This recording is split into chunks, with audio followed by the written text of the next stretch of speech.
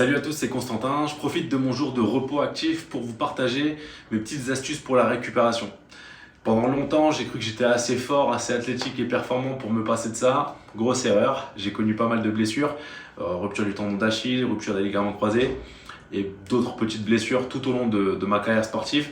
Et j'ai envie de vous partager mes petites astuces, en tout cas les techniques que moi j'utilise pour bien récupérer, optimiser votre récupération et optimiser vos performances dans la pratique sportive.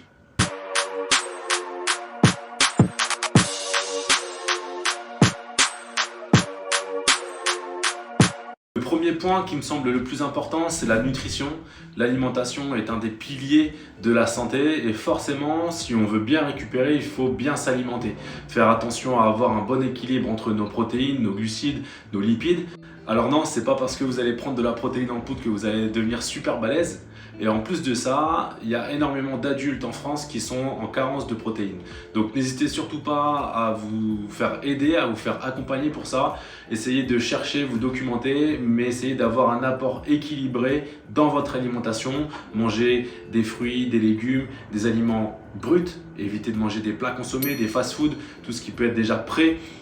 Cuisiner un maximum, ça vous permettra d'avoir une alimentation équilibrée et qui vous permettra d'avoir suffisamment d'énergie et de quoi récupérer activement. Le deuxième point qui me semble très important, c'est le sommeil. Parce que forcément, lorsque l'on parle de récupération, on parle aussi d'énergie. Plus on va avoir un sommeil de qualité et plus on va pouvoir avoir d'énergie à disposition pour pouvoir s'entraîner correctement, pour ne pas subir nos journées et pour ne pas se blesser. Donc, essayez de dormir. Ça, c'est vraiment un facteur qui est indépendant pour chaque personne, mais entre 6 à 8 heures, parce que c'est ce qui va vous permettre d'avoir suffisamment de cycles de sommeil pour pouvoir récupérer efficacement. Essayez de vous coucher avant minuit, idéalement, et surtout, ce qui est très important pour avoir vraiment un sommeil de qualité et pouvoir réguler son cycle circadien, c'est de se réveiller tous les matins à la même heure. Ça va vraiment aider le corps à avoir un cycle circadien régulier. Et il y a des petites choses comme par exemple le fait de couper les écrans, notamment les téléphones avec la lumière bleue 1 heure avant le coucher. Vous pouvez également, pourquoi pas, utiliser des suppléments, j'y viendrai par la suite. Le troisième point que je viens d'évoquer justement, c'est les suppléments, la supplémentation, les compléments alimentaires que vous pouvez utiliser. Bien entendu, utiliser des compléments de qualité pour maintenir une bonne hydratation, notamment si vous prenez par exemple des électrolytes, si vous prenez du sodium, si vous prenez des vitamines, des minéraux, pour également vous aider à avoir une meilleure qualité de sommeil avec par exemple de la mélatonine que je prends moi en ce moment. Ça ne va pas vous assommer, mais en revanche ça va vraiment favoriser la production de mélatonine. Tous ces compléments-là, tous ces compléments naturels peuvent vous aider au quotidien pour votre récupération, pour votre énergie, pour vous sentir mieux, que ce soit physiquement, mentalement, mais aussi dans votre pratique sportive et notamment aussi pour vous aider à gérer le stress. La gestion du stress, qui est pour moi l'un des 4e facteurs de la récupération.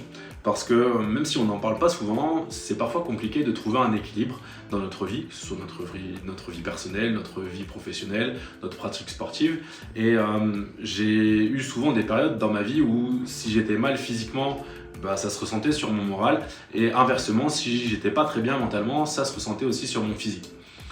J'ai pu découvrir des exercices comme la méditation, comme la respiration, comme la cohérence cardiaque qui me permettent justement d'apprendre à maîtriser mon stress. De base, n'étant pas quelqu'un de très stressé, lorsque j'ai eu à faire face à des périodes de crise ou des périodes de stress dans ma vie, ça a été assez facile à surmonter, mais je sais qu'il y a énormément de personnes qui font face à ces situations et qui subissent un stress quotidien, un stress permanent qui peut parfois les empêcher de s'entraîner correctement, qui font qu'elles vont se sentir mal plus rapidement, qu'elles vont perdre de la motivation et forcément elles vont perdre dans leur performance sportive et dans leur réussite.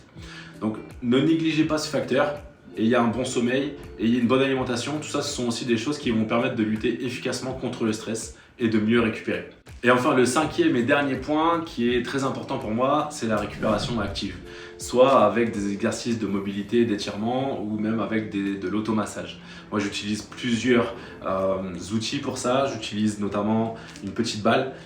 C'est comme une sorte de balle de lacrosse, une balle de massage, vous trouvez ça, vous pouvez appliquer directement. Moi ce que je vous conseille c'est de la mettre au congélateur afin d'utiliser justement les vertus du froid directement sur le muscle. J'utilise également le rouleau de massage, ça c'est vraiment très intéressant et je fais beaucoup aussi d'exercices de mobilité. Pour la récupération active, vous avez aussi la marche, en tout cas à faible intensité, du vélo à faible intensité, tout ce qui va vraiment vous servir à activer le système sanguin pour favoriser la récupération musculaire. Également, n'hésitez pas, si vous le pouvez, à utiliser le chaud et le froid. Si vous pouvez prendre des bains froids, si vous pouvez alterner les douches entre douche chaude, douche froide, ça c'est vraiment très intéressant de pouvoir alterner la chaleur et le froid. Je l'ai fait pendant plusieurs temps, à prendre des bains froids, notamment au niveau du système nerveux, notamment au niveau des muscles, ça c'est très intéressant. Après, d'un point de vue un peu plus mindset, le fait de se plonger soi-même dans une eau glacée, c'est très intéressant aussi. Mais en tout cas, pour la récupération musculaire, le fait d'alterner entre chaud et froid, ça c'est quelque chose que je vous conseille vraiment. D'habitude, si cette vidéo te plaît, pense à liker et t'abonner, c'est gratuit et ça m'aide énormément.